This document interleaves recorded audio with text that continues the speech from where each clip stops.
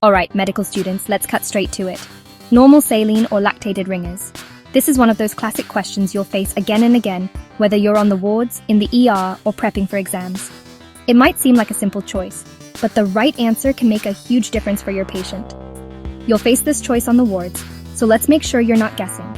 Instead, let's break down the science and the clinical reasoning behind each option, so you can walk into any situation with confidence. Normal saline, or NS, is pretty much the go-to for fluid resuscitation.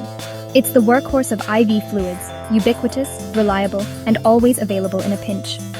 It's an isotonic solution, 0.9% sodium chloride. Sounds simple, right? It matches the osmolarity of plasma, so it won't cause cells to shrink or swell.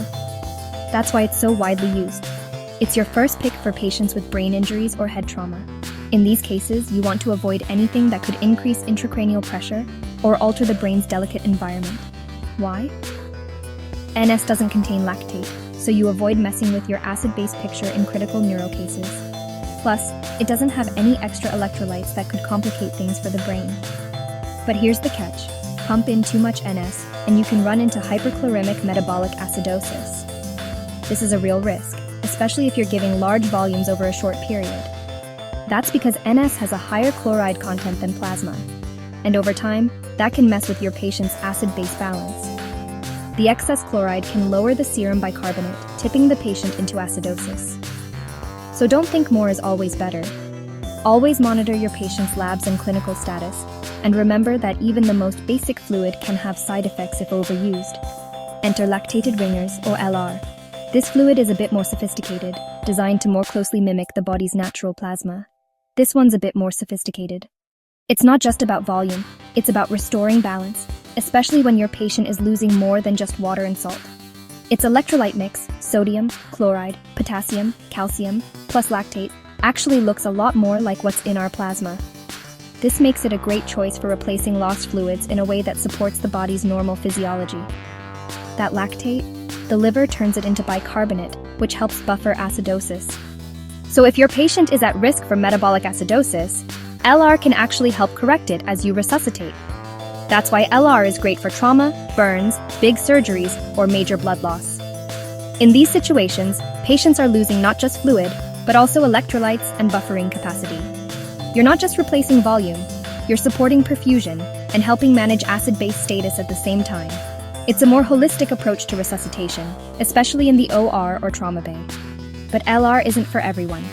There are some important caveats to keep in mind before you reach for that yellow bag. If your patient's liver is struggling, they might not metabolize the lactate well. This can lead to a buildup of lactate and worsen acidosis, especially in severe liver disease or shock. And if they already have high potassium, be careful.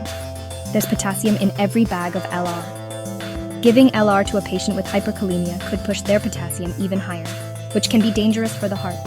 You don't want to make things worse.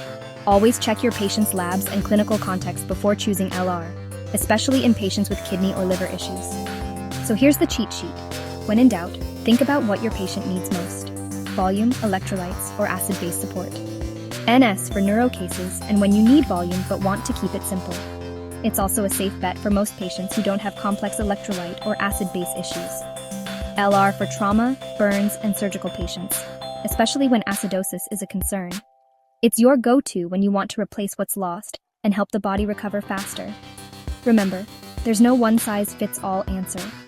Every patient is different, and your choice of fluid should reflect their unique needs and clinical situation. Don't just grab what's closest. Think about your patient, their diagnosis, and what those electrolytes are doing. Take a moment to review their labs, their comorbidities, and the goals of your resuscitation. The right choice can make all the difference. It can mean faster recovery, fewer complications, and better outcomes for your patients. So next time you're on rounds and someone asks NS or LR, you'll know exactly what to say, and more importantly, why you're saying it. That's it. Quick, clear, and ready for rounds. See you next time.